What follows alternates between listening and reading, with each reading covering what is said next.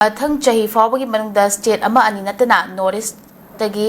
ꯐꯁꯄꯥ ꯂꯧꯊꯣꯛꯂꯒꯅꯤ ꯍꯥꯏꯕꯒꯤ ꯑꯃꯁꯥꯒꯤ ꯋꯥꯐꯝ ꯑꯃ ꯑꯩꯈꯣꯏꯒꯤ ꯁ꯭ꯇꯦꯠ ꯑꯃ ꯑꯅꯤ ꯅꯠꯇꯅ ꯑꯩꯈꯣꯏꯒꯤ ꯑꯋꯥꯡ ꯅꯣꯡꯄꯣꯛ ꯁ꯭ꯇꯦꯠꯁꯤꯡꯗꯒꯤ ꯐꯁꯄꯥ ꯃꯊꯪ ꯆꯍꯤꯗ ꯂꯧꯊꯣꯛꯂꯒꯅꯤ ꯍꯥꯏꯅ ꯌꯨꯅꯤꯌꯟ ꯍꯣꯝ ꯃꯤꯅꯤꯁꯇꯔ ꯑꯃꯤꯠ ꯁꯥꯍꯅ ꯐꯣꯡꯗꯣꯛꯂꯤꯕ ꯑꯁꯤꯗ ꯃꯇꯝ ꯀꯌꯥꯗꯒꯤ ꯑꯩꯈꯣꯏꯒꯤ ꯐꯁꯄꯥꯒꯤ ꯆꯩꯊꯦꯡ ꯐꯪꯂꯕ ꯂꯝꯗꯝ ꯑꯁꯤꯗꯒꯤꯁꯨ ꯁꯣꯏꯗꯅ ꯂꯧꯊꯣꯛꯔꯛꯀꯅꯤ ꯈꯟꯕꯤꯕ꯭ꯔꯥ ꯍꯥꯏꯕꯒꯤ ꯋꯥꯐꯝ ꯑꯗꯨꯅꯤ ꯑꯣꯖꯥ ꯀꯃꯥꯏꯅ ꯌꯦꯡꯕꯤꯕ ꯑꯣꯖꯥ ꯃꯁꯤ ꯑꯩꯈꯣꯏꯒꯤ ꯐꯁꯄꯥꯒꯤ ꯀꯩꯅꯣꯁꯤ यूनियन की एक अमनेबको अखोइना सिदैदा नॉर्थ ईस्ट खक्तगी नत्र कश्मीर खक्तगी अम खक्तगी ना सेम नतेब any kind of disturb area लेबसिंग अतु the arm forces special protection ने हाइबो वाने मसी हन नन नरग लाब मफोंगी वानेबो अदो सेंटर ना डिस्टर्ब एरिया से इंपोज तौबसु याय स्टेट ना इंपोज तौबसु याय मसी अनिमक्त लोइमक मदुगी हक ले अदुगी राइट लेबको अदुनने सेंटर ना लौथोअनी हाइरिसे अखोइ स्टेट ना डिस्टर्ब एरिया नत्रि हाइरगसु सेंटर ना ओइरि हाइरगदे दुम ओइदोइनेबो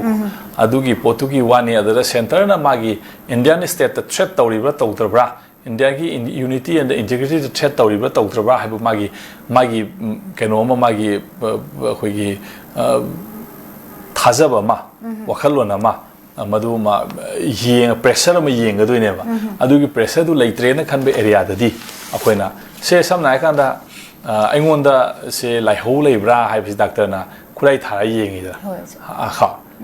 अदु लेरिंग मतन गुली पिजेदना को अदु गुली दु पिजर मतुंग माना सुम से खबला मतुंग दाइंगोन खुद पाइदना अदगी दे माइ स्टेथोस्कोप थांदना ई टेस्ट तौदना खोतना यावरिब्रा खोलेब्रा अदु येंग मतुंग दा लेट्रेना खंग मतुंग दा अइंगोन गुली दु साब तु ओना हाइदना को अदु गुम जानिदा थोदोना याम का हेना मा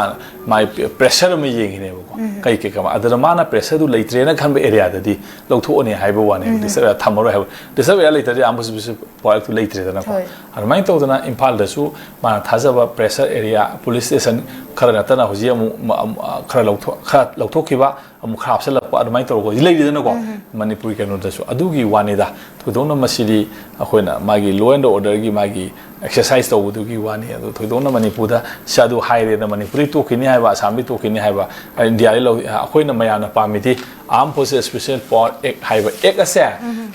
कोई गवर्नमेंट इंडिया गवर्नमेंट की एक्ट तगी इंडिया गवर्नमेंट की लॉ दगी मधु रिपील तो हाइबनेबा अखोइ एरिया दा थमगनु थमुगी वाना तेबको इंडिया की लेरिबा मियोय पुनमक्ता हाइबा पोतु सनहनगनु अदुगुम एक्टो लेहनगनु हाइबगी वानेबा कोइनागा समिलानागा तौग्रिबा अदगी साइडगा तौरिबा